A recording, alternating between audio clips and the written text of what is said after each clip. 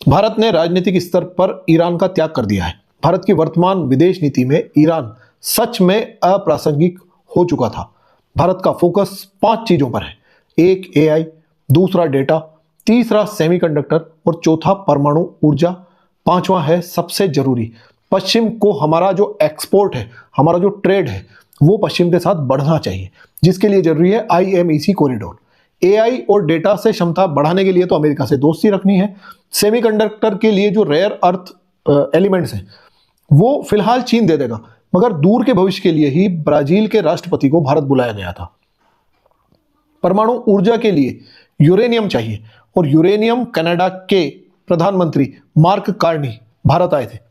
तो ब्राजील और कनाडा वाली डील में तो भारत को टोटल एक्सचेंज में जो भी देना है वो सब कुछ दे देना चाहिए, ताकि ये 2 चीजों की सप्लाई, रेयर अर्थ एलिमेंट्स और यूरेनियम की सप्लाई इंश्योर हो सके, वो बिल्कुल मजबूत रहे।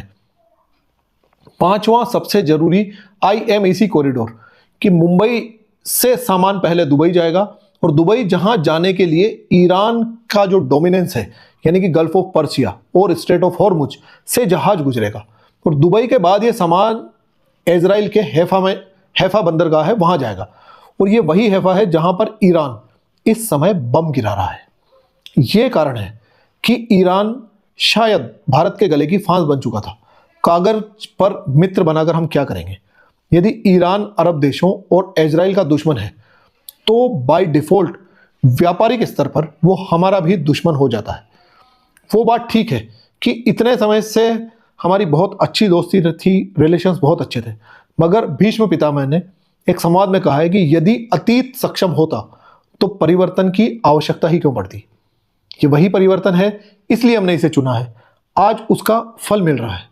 कहते हैं ना, कुछ दवाई अगर कड़वी होती है तो ईरान का पतन भी वही कड़वी दवाई है जिसे हमें डाइजेस्ट करना होगा।